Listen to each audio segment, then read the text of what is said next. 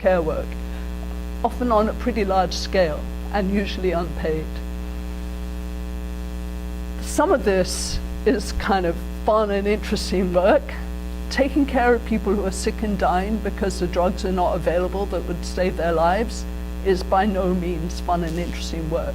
Death from HIV or from AIDS is often a particularly horrible death if you're in a setting where you don't have any kind of adequate health care. So what that means, if you're in a rural setting, for example, in Uganda, let me talk about Uganda because I've done field work here in AIDS-affected communities, and we spent time in the households looking, actually measuring hour by hour what kind of care work was going on.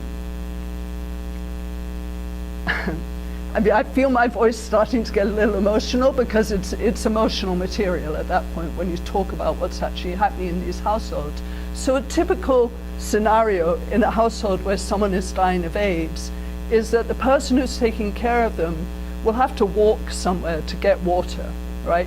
These households that we were studying were up on very steep hillsides, so they might have to walk down a very steep hill for half an hour, 45 minutes with a jerry can, an empty jerry can. They fill it up at a stream at the bottom, then they walk up again. There was one family that we followed the woman on this walk. I was filming her. She had a baby on her back. She was sick herself. She was taking care of her mother. So you could see she was sweating, she was miserable. She walked down the hill to get the water, came back up again so she could wash the sheets. Because people with HIV who are dying of AIDS rather often have diarrhea at that point. It's messy, right? And each stage of taking care of them, if you're in a resource poor setting, it takes a lot of time. It takes a lot of time.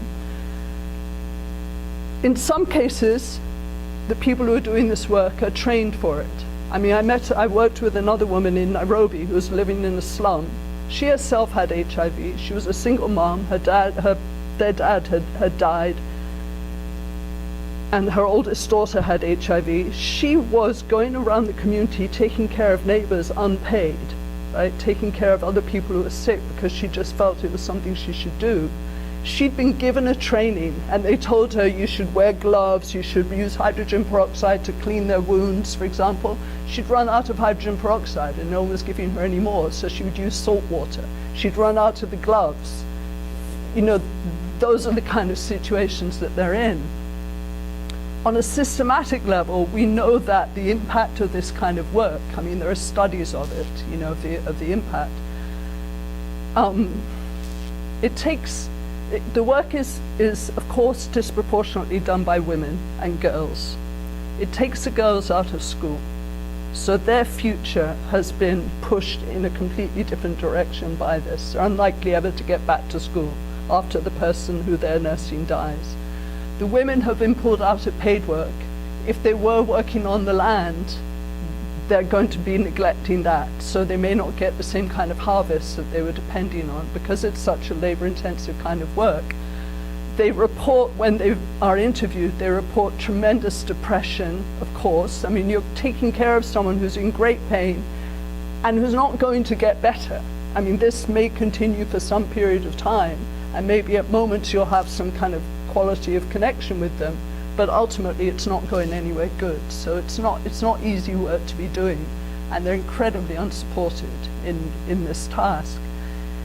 It seems likely to me, but this is not something we have good data on yet, that it's also increasing women's need to undergo transaction sex. Again, I keep coming back to this phrase of transaction sex, and actually perhaps I should gloss it out a little more fully. When I say transaction sex, what I'm talking about is the exchange of sexual access to my body for any kind of means of support, right? So it could be school fees, books, it could be food, it could be a roof over my head. And transaction sex I see as existing on a spectrum, right? So at one end of the spectrum, there's what we would call sex work. It might be a woman or a man who sees himself as a sex worker who goes out in the street, meets a stranger, has sex for cash. That's one end of the spectrum. The other end of the spectrum, there are some marriages that look a bit like transaction sex, right? In exchange for the man having free sexual access to the woman's body whenever he wants it, she gets to live in that house, to farm that land, to have safety from physical violence, or not necessarily. But in between those two extremes, there's a huge gray area that a lot of people live on. That's more like, well, if I have sex with this person, you know, perhaps they'll give me some food or a meal tonight, or, you know, more of a gray area. Transaction sex, when you are taking care of someone, it's flexible for timing. It doesn't require commitments at certain hours or certain days, and it can happen at a location near your home. You know, in a lot of ways, it seems like a relatively good option, but of course, it puts people at higher risk for HIV. So that's one of the concerns I have about the way that care labor is playing out. So that's what I mean when I talk about HIV increasing the burden of care labor. The point I want to make, though, is that it didn't have to be this way. I mean, first of all, most obviously, the virus did not have to hit this many people. I mean, it's clear that economic conditions precipitated its traveling around these communities in this kind of way. The mining economy in Southern Africa, you know, I've talked a bit about this in our classroom, was a large part of it. There are all kinds of economic factors that really increase susceptibility. But when it comes to care work, there's a way that people talk like, well, it's just this unfortunate side effect, and isn't it a shame that women have to do this, but that's just how the world is. But that's really not the case. It didn't have to be done unpaid, and it didn't have to be done primarily in the home and by women and girls. So one reason I say that is that the IMF had just coerce these countries into cutting the government budgets on healthcare, right? Which meant that hospitals were much less able to take care of people who were sick, so they were sent home, and there was much less money available for helping people in the communities, for supporting them in this kind of work. So at this point, these African countries actually spend a much lower share of GDP on health than the rich countries do. And that's obviously a much lower GDP per person. So they should be spending, if anything, a higher share of GDP. But, you know, it's instructive to think about the diagrams we saw for Jerry. There are no industrialized countries that spend less than 5% of GDP on healthcare, right? For the sub-Saharan African region as a whole, if you take South Africa out of the equation, which I think is reasonable because South Africa is this very strange kind of dual economy, the average for the whole region is 4.1% of GDP. The World Health Organization recommends that poor countries spend $32 per capita a year on healthcare. The average for these countries in sub-Saharan Africa is 13. It's far lower than that. And during the period of structural adjustment, they reduced their expenditures on healthcare quite dramatically. So for example, Ghana in 1976 spent $10 per capita. By 95 to 2000, they'd reduced that to $6. Cote d'Ivoire was spending 9 and reduced it to 6. Liberia was spending 7 in 76 and reduced it to $1.50 by 95 to 2000. The ultimate absurdity in all of this is when we get into the 2000s. In the 2000s, activists start to mobilize in a real serious way in the rich countries as well as the third world about this AIDS crisis in Africa. They mobilize around access to generic drugs, and they mobilize around funding.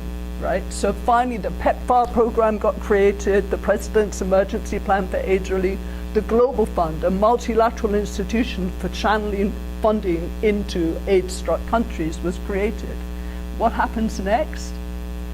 We find that the IMF is telling countries that they cannot accept funding from the Global Fund because it will upset their deficit.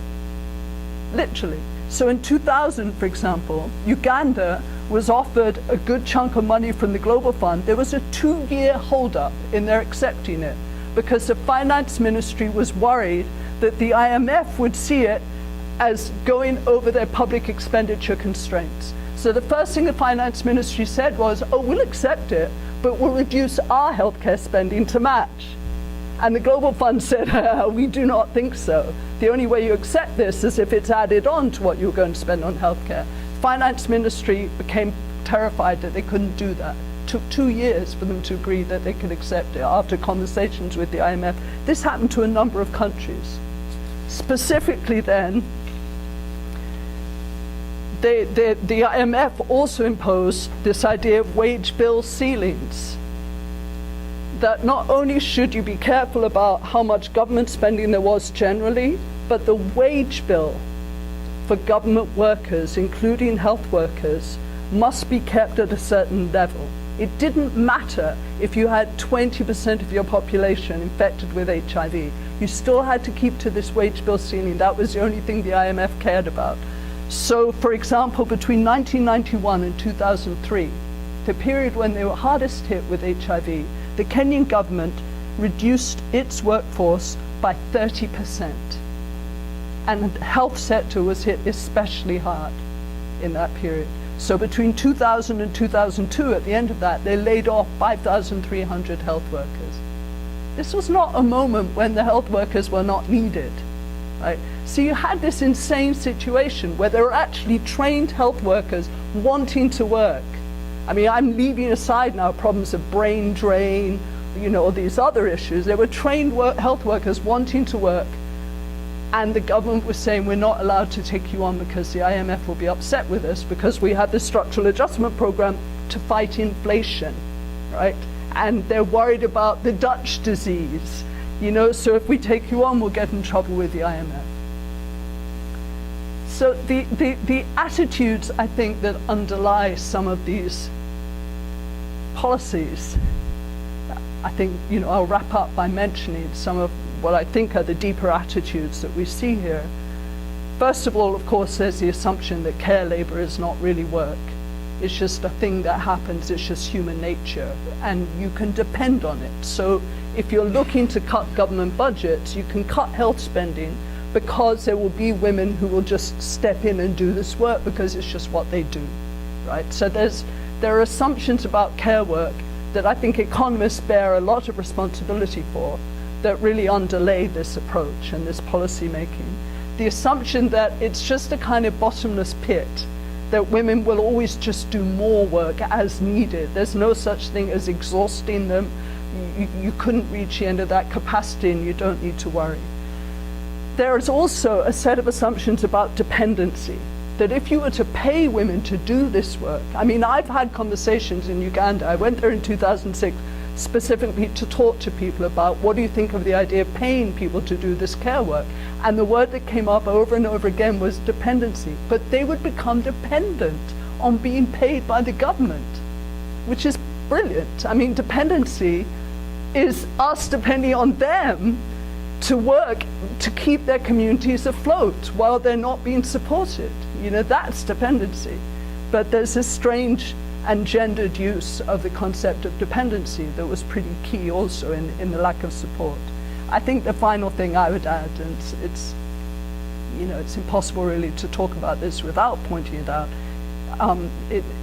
it's impossible to talk about all of this and explain all of this without mentioning the fact that these were black bodies that had the HIV in these enormous numbers, and these were black women who were doing the work, black girls who were being pulled out of school. I don't think we can explain it without talking about that as being pretty central in the way that the rest of the world has responded to this, and in the fact that IMF policymakers could think that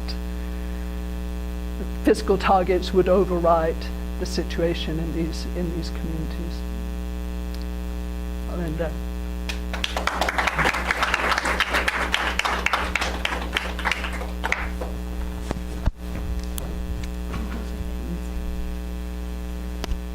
Again, my name is Natalicia Tracy. I am the Executive Director of the Brazilian Immigrant Center.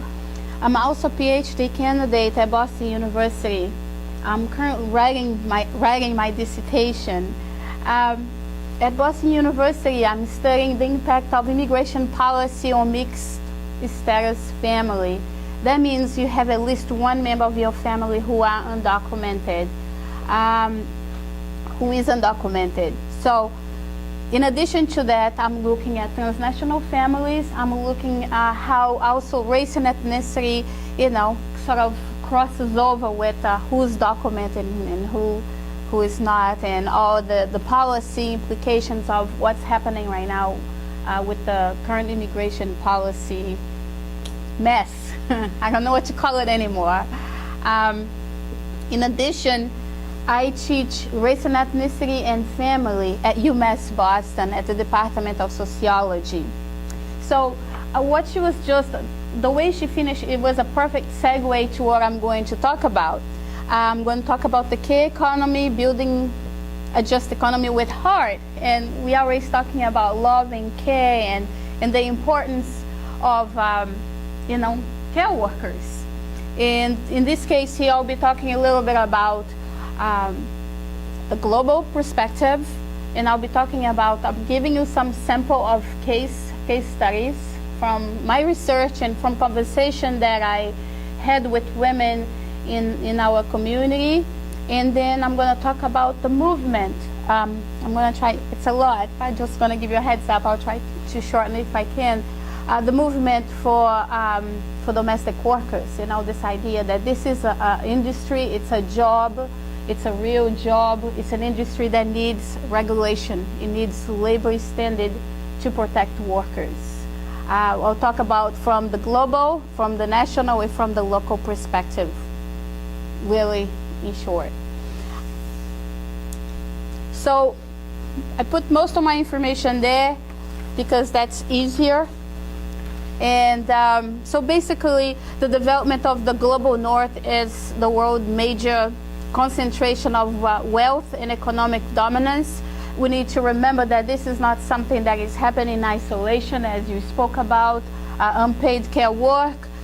We're talking about the proliferation of new elites sectors of society in the global cities that sort of need the support of women. They need the care. So in the same way that it's happening in the US, it's happening across the world. The commodification of care and the pattern of hiring poor women to do the care work for families. Towards many countries, the female labor flows are directed at the meeting the need and in the affluence of the family there. So traditionally, the migrant labor flow was mostly male. Currently, it is 50% men and 50% women, and increasingly more women are making the decision to migrate to give care in the global north as part of the chain of care, as Rachel Pahamas explained in her book. As care becomes a commodity, women leave their home, their children behind, sometimes even for other people to care for them, most of the time in this case, while they migrate north to care for other people's children in other people's home. This is part of the long history of delegation of care to slave, indentured servant, poor women, minorities, and immigrant women in the late 19th and early 20th centuries. Today, more than 75% of care workers are immigrant women of color, as shown in the slide that I took from Domestic Workers United in New York. This was a research that was conducted in 2006. 93% are female. As you can see, I'm not going to read all of it. And clearly, there's a huge disparity of who's doing the work. 76% of them are not U.S. citizens. 18% live below poverty line. 59% are the primary provider for their families. So this is not a casual babysitting job if you're in college or if you're a teenager. This is someone, there's a women that are doing this job to provide for their family. That's how they make a living. And the employers tend to be the majority white. They tend to be U.S. born. They tend to work in business or finance districts. 8% is work in law, and 7% work in media, arts, and entertainment. The view from the Brazilian immigrant community in Boston. These trends are visible among the domestic workers in Brazilian immigrant community, as I see every day. Housekeeping or other domestic worker, caring for children or the elderly is almost always every Brazilian woman's first job after coming here, regardless of the level of education or the class background. The estimated percentage of undocumented women in our community is very high, and this is a field job that is available to them. Historically, domestic work has been part of the domestic economy and either unpaid or poorly paid in the informal sector of work. This is still true today, as we just heard. This is a fact in domestic work not being considered real work and being a low skill. You don't need to have a degree, you don't need to have any training to do this job. And usually it's a woman's job. It has always been like that, and why should it change now, right? So we got accustomed and used to that's how it is. And as she mentioned, you know, you're just gonna do it because it's there and it's to be done. And the workers thus not being accorded much respect or recognition for the importance of the work. Domestic work, care and love is part of the job description. The job involves complex social emotional work as well as practical skills that have to be learned and perfected over time. This is one of the few jobs where giving love and care is part of the job description and where employers accept it. In fact, the workers become very attached to the families and individuals that they care for. But employers still often fail to see that domestic workers do this because it's a job and one of the few available to them. Domestic workers and their transnational families. Mothers and sometimes fathers continue to parent from a distance via frequent, sometimes daily telephone or Skype contact with children left at home with relatives or with local domestic workers. Relations between parents and children are especially fraught with feelings of loss and longing, and sometimes disappointment, deprivation, and anger. Stories such as Annalise, Sonia, and Tatiana illustrate some of that. So I have a few short pieces that I like to share with you.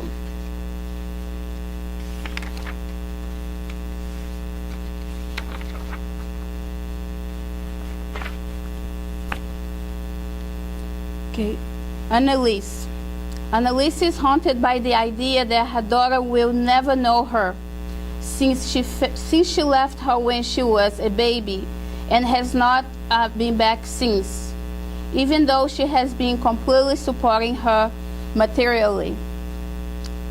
Sonia has spent 10 years here, leaving her son in Brazil when he was 6. And over the years, she has given him many materials advantages to compensate for her not being there to mother him directly. But unlike some children who are grateful, he has instead become angry with her, almost troubled, and obsessed with moving to the US to be with her.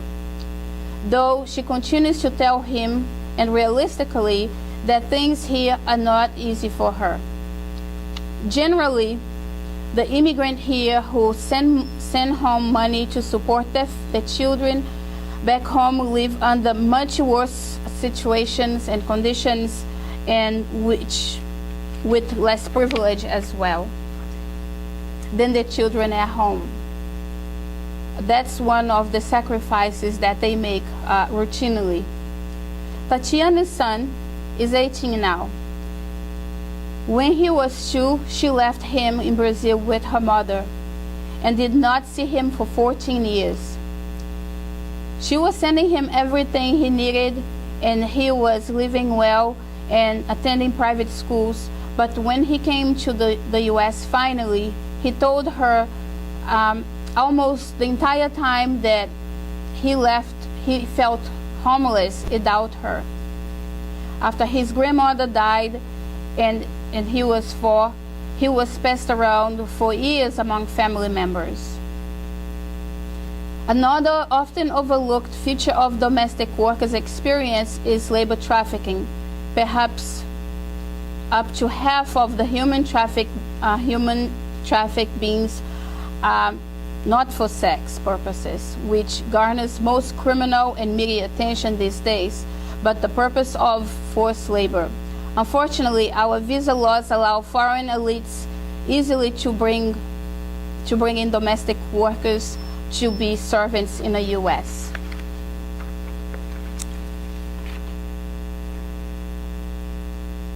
So, I covered some of this already on the last piece. I have a definition of what is. It's very confusing, the definition of forced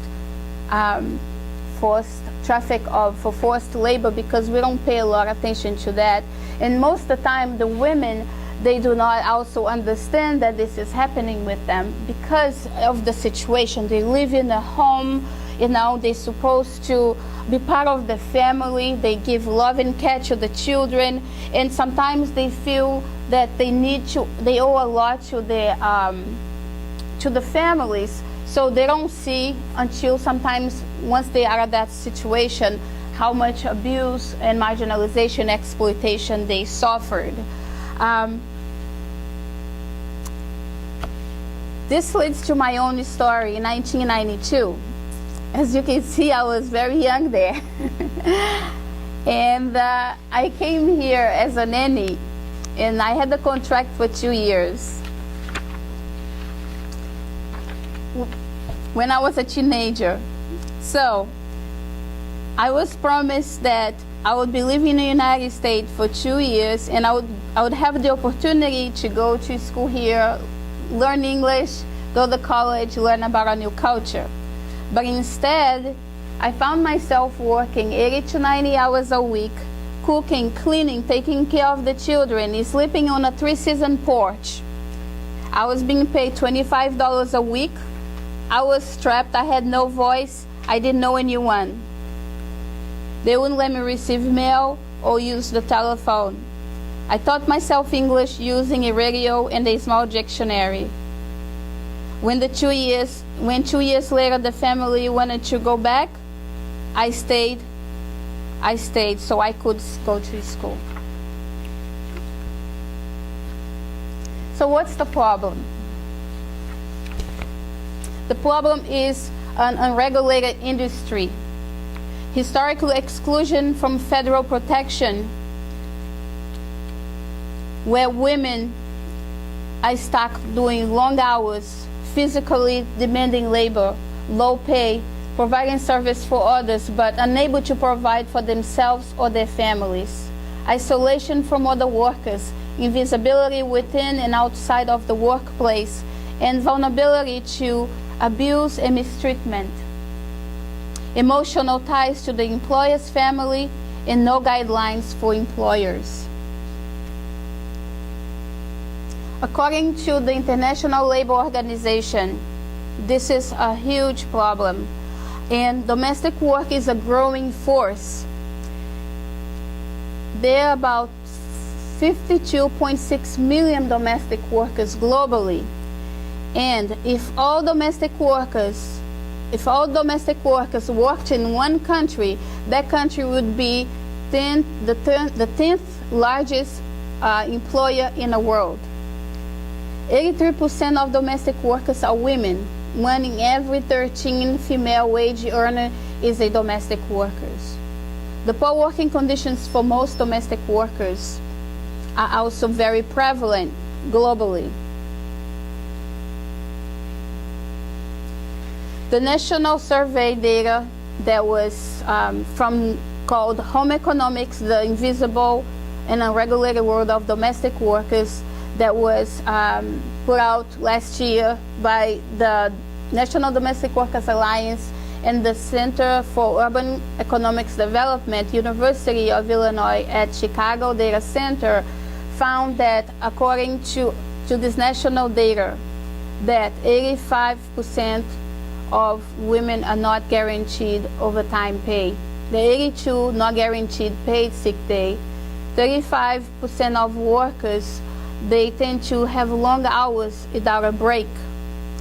25% living workers are not able to get 5 hours of uninterrupted sleep. And 91% do not report problems with working conditions out of fear of retaliation. And this survey was conducted in 14 cities across the U.S., and the sample size was over 2,000 domestic workers. Solution: we need to establish a specific protection in labor standards that protect domestic workers' basic workers' rights, affording domestic workers dignity, respect, and fairness, and thereby assuring their employers high quality care of their family and their homes.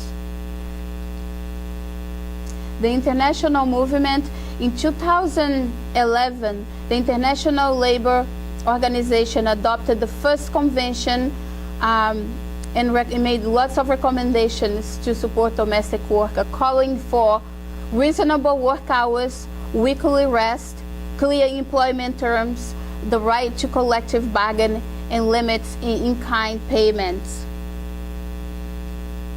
The international movement, 11 countries have passed legislation, regulations supporting domestic workers. Brazil, South Africa, Argentina, Bahrain, Italy, Philippines, Spain, Singapore, Thailand, and Venezuela. Unions of domestic workers, that some of them already formed as well. And last year, on June 16, it was declared International Domestic Workers Day. The national movement, the National Domestic Workers Alliance, funded in 2007, brings together domestic workers and their employers to fight for protection and recognition that this is a vital workforce of domestic workers need. New York passed the first Domestic Worker Bill of Rights in the summer of 2010. This June of 2013, Hawaii passed the second one in the country. Bills are underway in California right now. It's making its way to the governor's desk again. It was vetoed last year. It was vetoed by the governor Schwarzenegger before, and we're hoping that this time it's a charm. In addition, we have bills that is pending in Oregon. We have a bill, a strong bill here in Massachusetts, in the House and in the Senate that is pending. And we have actually the hearing, what do you call the committee, forgot the word now. It's the hearing date is scheduled for November 12. And next year, the Brazilian Immigrant Center will be introducing a domestic bill of rights in the state of Connecticut, modeled over Massachusetts, New York, and of course some of the issues that are prevalent in Connecticut itself. That in some states, we all know we have unique issues.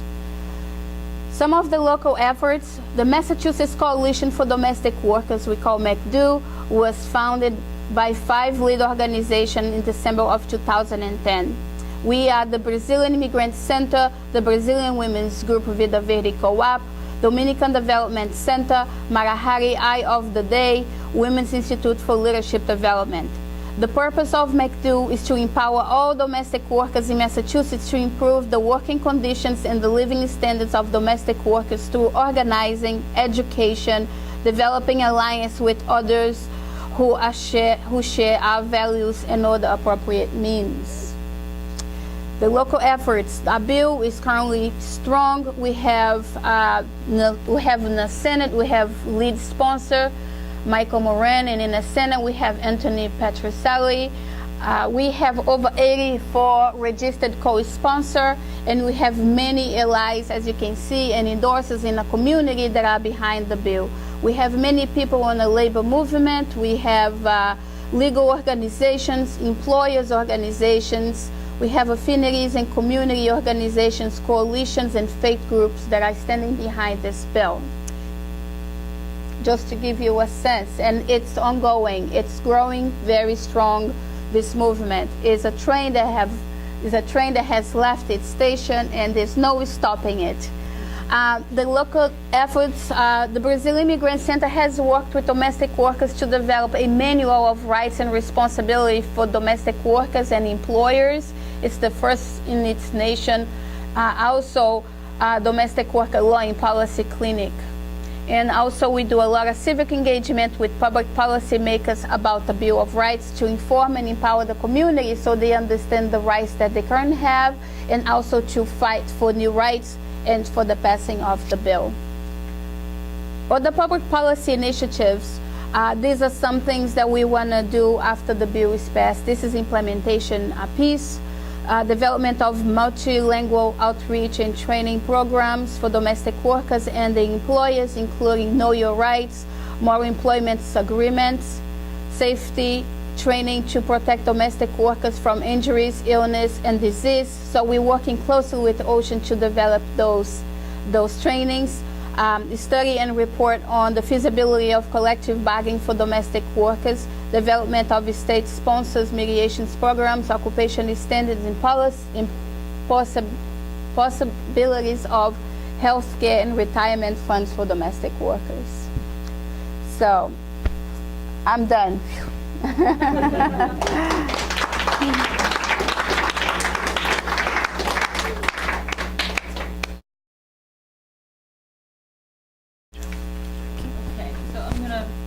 Moderate the discussion part. We have, around 40 minutes. Why don't you slide over and I'll sit again.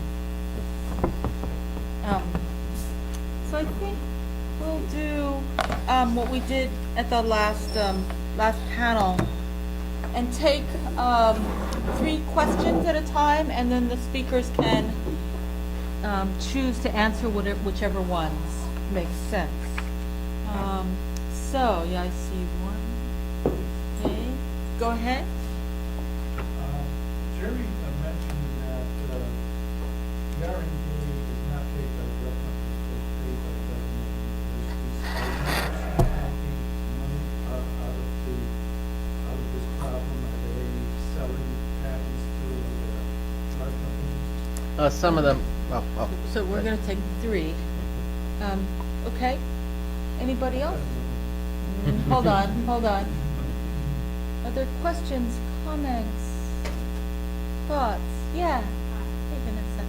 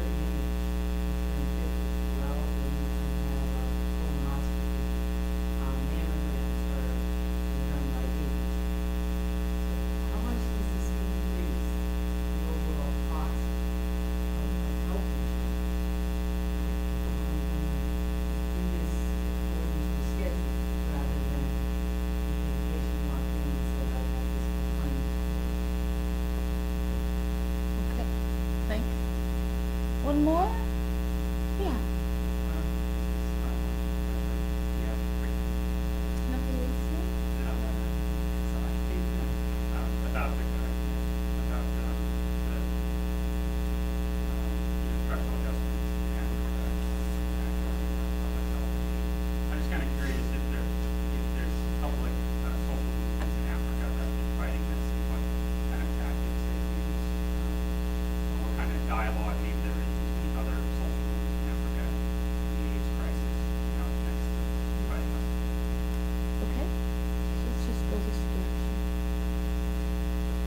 Oh, well, taking them in order. Some universities, maybe all universities at this point, public and private, are trying to get more control of the patents coming out of the research that they do, that's going on their facilities.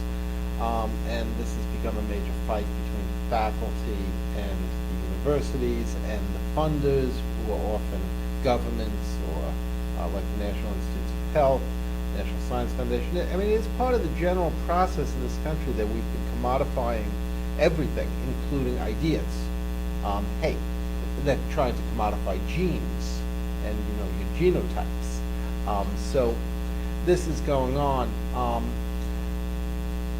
with some success. I mean, and this is also part of commodifying education, because public universities are being told, as at UMass, you've got to raise your own money. And one place you raise your own money is by taking control of your faculty research and turning it into a product, a patented product that you can sell. So this is going on, but most of the revenue goes to drug companies. I mean, the 7 largest drug companies have earned over $10 billion for each year in the last decade. These are phenomenally successful companies. The only sector of the American economy with higher profits or higher profit rate than the drug companies are the health insurance companies. You wonder why we don't have rational healthcare reform in this country. It's because there's so much profit in those two industries. And some of the profits seep over to doctors and hospitals and clinics. This is an area that I don't know all that much about, certainly not about what is proper medical procedures, but there's no question that with the for-profit system, some doctors have been buying into this, literally buying facilities, buying MRIs, buying x-rays, etc., and then, profiting from the procedures. I mean, this goes on. Even more than doctors, though, are the hospitals, who are gatekeepers to much of the technology that they control. And there are for-profit hospitals, about 15% of the American hospital beds, and not-for-profit most of the rest. But they all basically act the same way to maximize revenue by conducting procedures. Just to give you one quick example, I was talking to a prominent physician, and he explained to me that if you walk into Mass General tomorrow with an MRI done tomorrow morning at Bay State or any other hospital or any other place in the United States, you walk into Mass General with this complaint, they will do another MRI. They will not accept an MRI done anyplace else, and they will bill for $1,000, $1,500 for that extra MRI. You hear about these types of things, excess procedures happening all the time, contributing to an estimated 200,000 excess deaths in the United States because of improper medical care. Wait, sorry. Oh, no. Sorry. Kiaran now. Yeah. Sorry, let's just save it. Next Yeah, round, yeah, next yeah. round. But do you want to answer that? So you can answer all of them.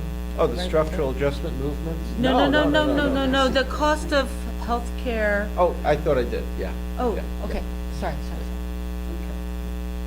Okay. Yes, there is activism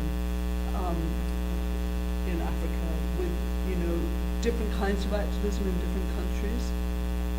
They've been fighting for, to get generic versions of drugs, for example, to not only get the patented versions. Treatment Action Campaign in South Africa took the South African government to court and required them to make treatment available at the moment when they had a president who denied that HIV caused AIDS and wouldn't make treatment available. So activism has been really important in a number of African countries. What's also really good is that AIDS activists in many African countries have really connected with and worked alongside American activists. So especially there's a group called Health Gap that's based in DC and New York, and they work in Philadelphia.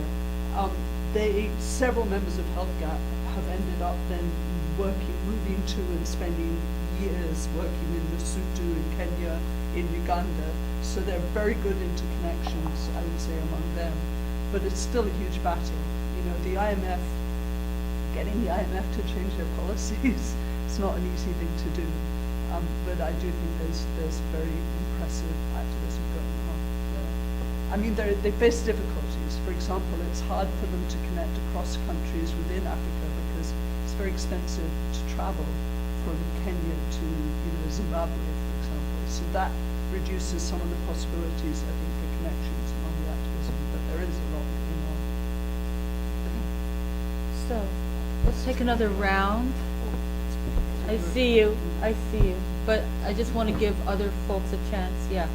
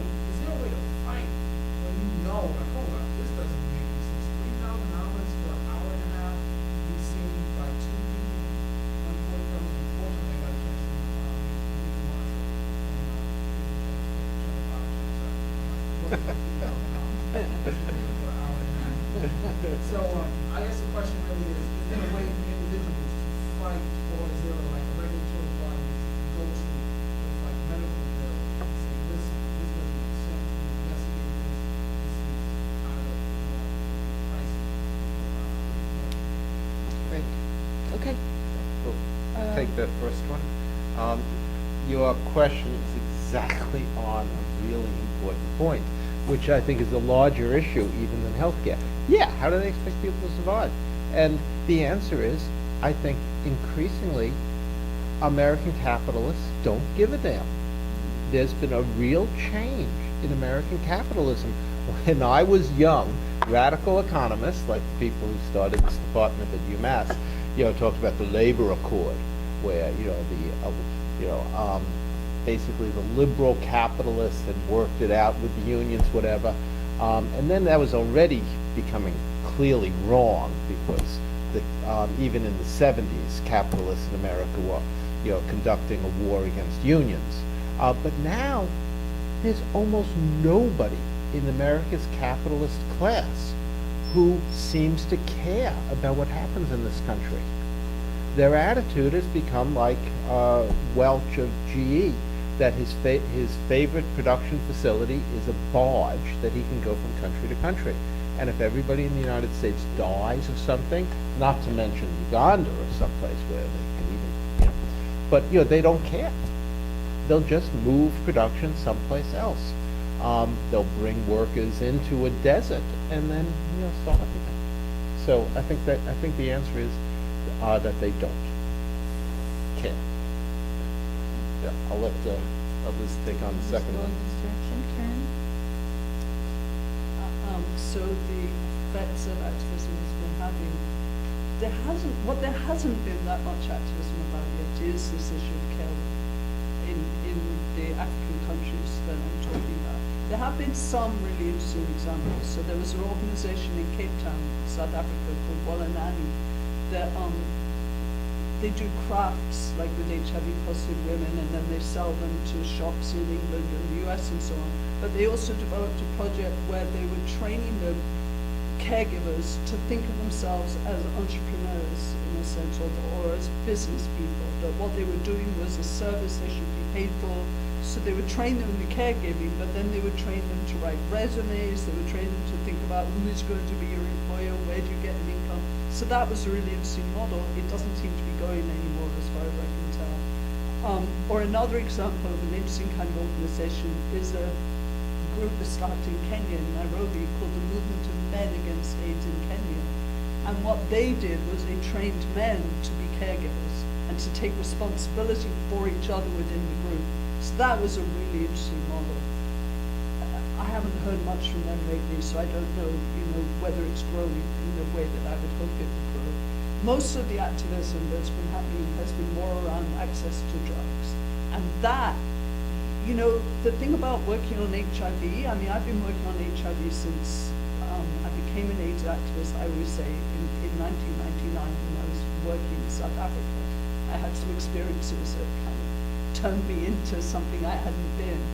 And at that point, I thought the idea of making treatment available for the huge number of Africans who were in the process of becoming infected was a complete impossibility. And 10 years later, it was being rolled out in this amazing way. And I put that very much down to the work of activists in the US also, and somewhat in Europe. But a lot of African activists played a fantastic role in that. So that's been huge. The impact of that has been huge. It continues to be a struggle because now there are these nitty-gritty issues of if you develop resistance to the first line of therapies, will you have the second line? Will there be generic versions of the drugs once you move beyond the older drugs? Once you need the more recent drugs, are there going to be generic versions? Where will they come from? How is all of that going to work? These kind of issues continue to be a battle. It doesn't get easier. And there are still a lot of people who don't have access to the drugs. So it's a continuing battle, but there is, I think, some really exciting activism happening with results. One of the greatest things about this country is that you have the right to organize, mobilize, and change policies. You can really state house, you can do it at the local level, you can also do it at the national level. The National Domestic Workers Alliance is sort of the new organization, only 5 years old, but it has already making its way across the country. Right now, there are 41 organizations across the U.S. that is part of that. It's a member organization that are working together to change policies. Not just to change policies, but also to change the idea that the women that do this work do not deserve respect and dignity, and they can't be invisible any longer. So it's a movement for respect, dignity, and changing labor laws. And we feel very fortunate to be part of it, and we do believe that yes, training can professionalize the industry. It needs to be recognized by laws, policies, that this is a real job and the women needs to make better wages. The national surveys, women across the country are making as low as $2.50 per hour doing this work. So thank you for the question, and we believe so, and we're going to continue to move what we call the invisible population into a very visible place in this society where they're going to have rights like every other woman.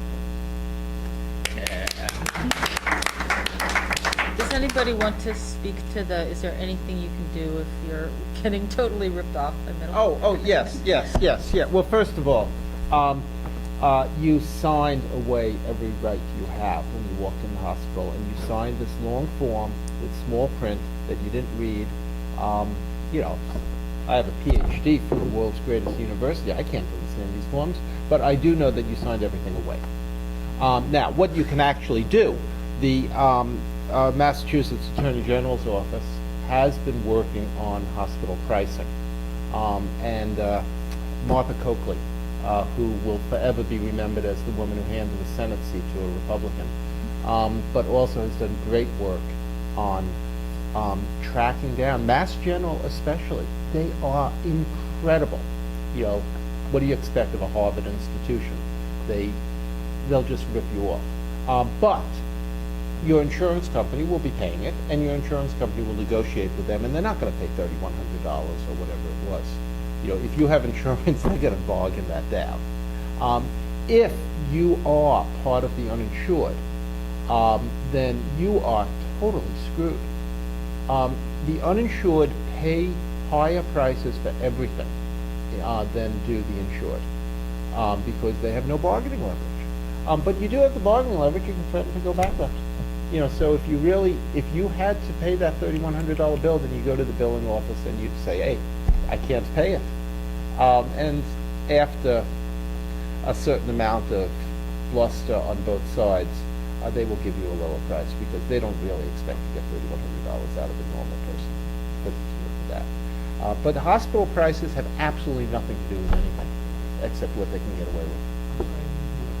Hospital prices are completely irrational. You know, what they charge for one thing or another just has nothing to do with costs or anything. You know, I don't think anybody really understands how they come up with these prices. Okay.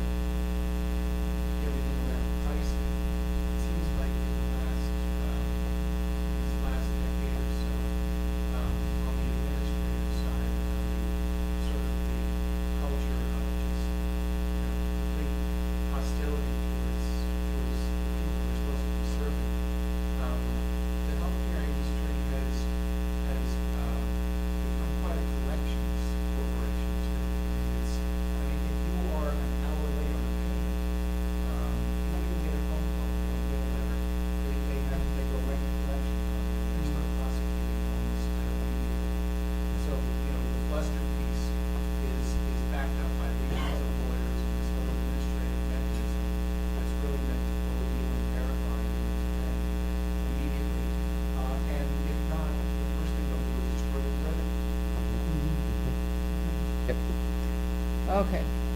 2, 3.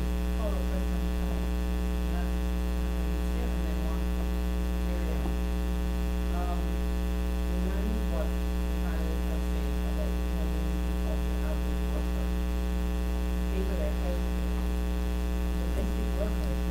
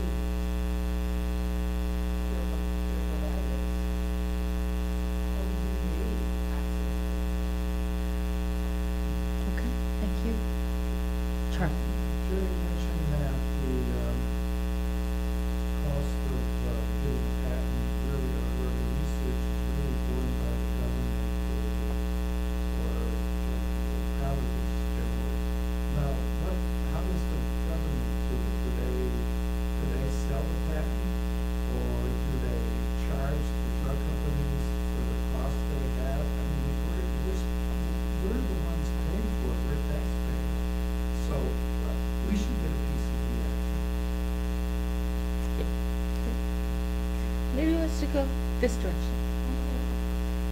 That's quite interesting question because right now less than 10% of domestic workers in this country have health insurance. And yes, and this is according to the national survey. And most of them basically they try not to get sick. When they are sick, it's very complicated because they have to use government-sponsored services, health care clinics, and so on. Another problem with that is many of them women who happen to be undocumented. So if they need any care, they have to pay out of pocket. So some very basic health issues that they may seek help, they may not. It's really very complicated situation because they don't have as much access as we do. They have limited access to free health care, and they also don't make, many of them do not make enough money to pay out of pocket. It's quite a situation that is also part of the movement to change is that they need living wage and they need benefits like all of us, especially because when they're sick and they're working with children or someone who's older and more frail, they also putting the family and at risk as well. So that's another area that would be in my opinion.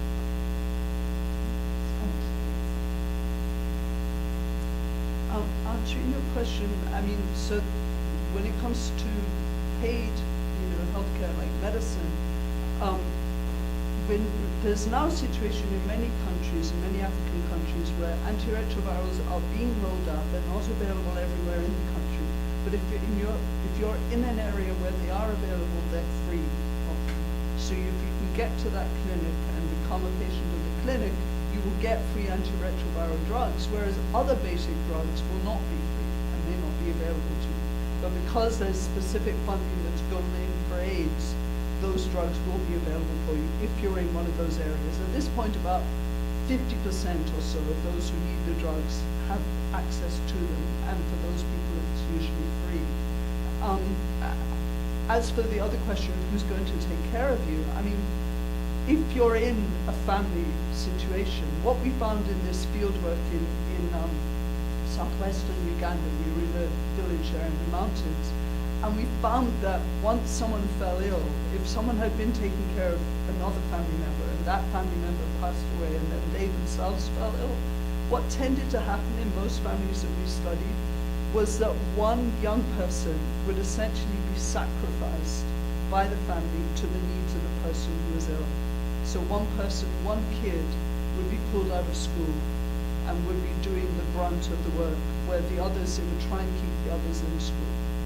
But what was kind of upsetting for me partly was it didn't seem as though it was community support. I would say, well, couldn't there be some way of people mobilizing as a community so that those kids can stay in school and they support each other's more?